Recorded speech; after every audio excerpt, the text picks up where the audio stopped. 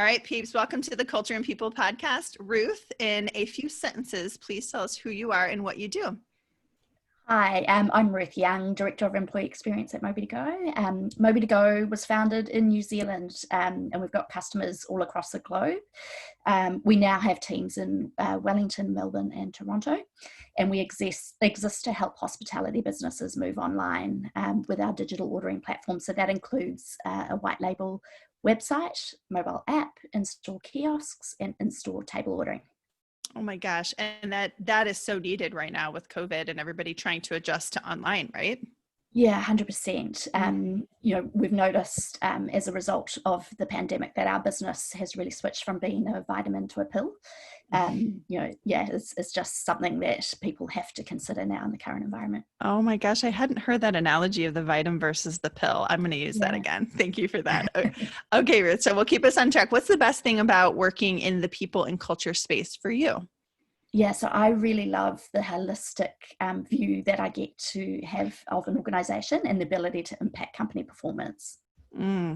Nailed it. I think it's an underestimated role for that holistic view, like you talked about. It really is. There's no other role like it typically in an organization. So yeah, awesome. Awesome. Well, I'm hearing from other leaders like yourself that engaging employees is a challenge. What are your thoughts? So absolutely, it's a challenge, but there's steps that you can take to create an environment where people can do the best work of their lives. I like to create environments or build workplaces for the 99.9% of people who do a great job at work, rather than the very few who would not. And so that's a philosophy that I keep in mind with every program that I run. And I lean on the work of lots of motivational theorists like Daniel Pink, Adam Grant, etc. And so for those not familiar with their work, looking at the foundations in terms of creating an environment focused on creating purpose, mastery and autonomy. And there's another piece that Dan doesn't talk about, but others do, around that connection and really getting to understand what makes individuals tick. So leaders play a really important role in understanding what is it that it is the right conditions to create the best work for their team. So the good news is you don't need to go it alone. There's lots of people who have done this thinking before, but staying true to a few principles when building your programs really helps.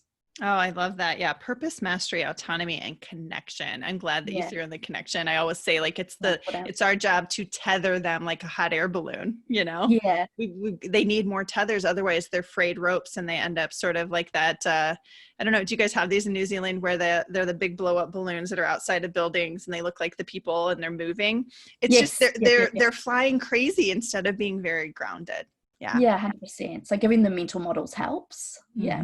I love it. Well, what specific advice would you share with organizations who are trying to evolve their culture or forward their people operations strategy? Yeah, so there's three pieces of advice that I would give. The first one being look under the hood. And what I mean by that is get to really understand your business and the levers to improve overall performance. So on a personal level, I like to review a business using value chain analysis. And this involves mapping out how our teams take a product or service from initial concept to cash. So by that, I mean the initial idea onto development, how we market it, how we sell it, how we fulfill it, how we support it, and how we build for it. So looking at that helps you inform your people strategy. It helps you make sure that you've got the right structure for the organization. It helps with workforce planning and any strategic choke points that you may have within the business. It helps you to recognize where you need leadership bench strength, team effectiveness, intra-team effectiveness, and reward mechanisms within the organization. In practical terms, the way that I go about doing that is sitting with the team and understanding, how their role contributes to the greater good. What information tools do they have for their success, or what is stopping them from being successful, as well as drawing insights by talking with the leaders and helping the leaders to lift that overall organizational capability. So until you understand those levers, there's no point designing the experiences, because the experiences that complement that, you need to have, what's going to drive performance, and then the experiences that will make that happen. So the second point is co-designing employment experiences. You can't do it in isolation. You need to include your leaders. You need to include some of their teams to help shape any employee experience programs. At my current workplace, Moby to Go, we have 3 groups that we engage when co-designing employee experiences. Our leadership team includes every leader across the business. Our nurture program is a small group of aspiring leaders who have shown natural leadership tendencies, and then we have established a culture crew of culture advocates who we bounce off when we're looking to do any changes in that space. I love that you have that formalized. These are our groups. These are our go-to people that are going to help make sure that we're on point, because we can think we are, but things change. 100%. And it's amazing how things evolve as we go through those groups as well. And then there's that sense of ownership, that they've helped create something. So by having, those formal groups, it's a trigger to, hang on, we should run this past that group or this group, or so it's pretty good. And then the last one, I think, is we strive to hire people, smart people, and allow them the environment to do the best work of their lives. And we talk to it in terms of, at Moby to Go, you can master your craft and you can help others to master theirs.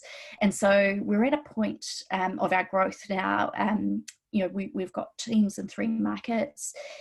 We're trying to connect what we do. We use a mantra, global recipe, local flavour, meaning that there's a Moby to Go way, but in each of the markets in which we operate, we have a local flavour based on the conditions in that market.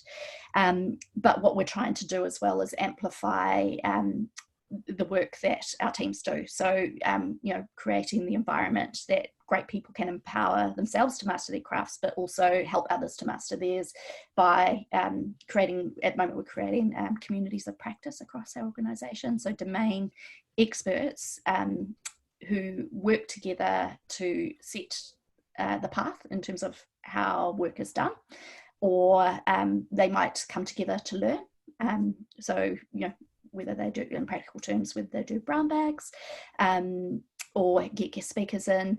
And it is essentially, it creates that alignment, but also amplifies the goodness in terms of people's capability and skills, if that makes sense. Oh my gosh, that's so great. That was killer advice, Ruth. So look under the hood, which I loved. And by the way, I love that the experience is the complement. It's so spot on. And then hire smart people to do their very best work. And thank you. It's so in line with my TED talk of like, leverage where you're at, own your own career. Don't wait for people to do that. Make your biggest impact, maximize your impact where you are. And then help others do the same. And then your third was, this concept of, that was your third, hire smart people and have them do the work. Such great advice. Thank you, Ruth. That was so spot on. So what other leaders like yourself would you want to acknowledge, or maybe even be invited as a guest on the podcast? I think you need to speak with Nicole Simona, who I worked with at MYOB, which is a SaaS tech company in Australia and New Zealand. She's an absolute standout, her programs have won awards in the different markets in which she operates. Really inspiring lady. You need to speak with her. Oh, that's so great. Thank you. We'll definitely reach out to her. Nicole Simona. Okay, awesome. So the last question here as we wrap up, let's see how much time we have left, just under a minute. What types of resources would you suggest for other practitioners like you and I who are either students of the system or people or culture? What are your best podcast, books, articles? Who do you follow? I know you mentioned Dan Pink and Adam Grant, who are total mind crushes for me. Yeah. But what else specifically?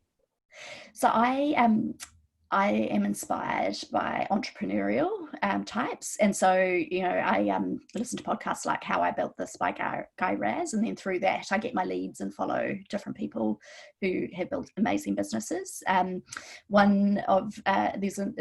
podcast that I listen to that comes out of Australia called How I Work by Amantha Imber. And she will look at the science around performance. And she speaks with amazing people around the globe. So again, that gives me a lot of leads.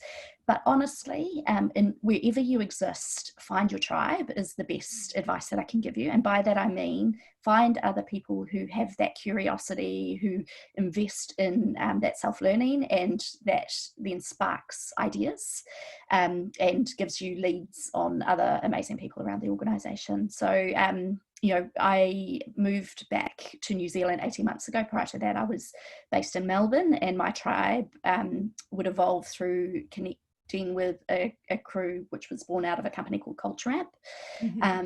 They would have meetups and through that I got to meet amazing people who were doing amazing things. But in New Zealand, I've created my own by connecting with people who are doing similar roles to me.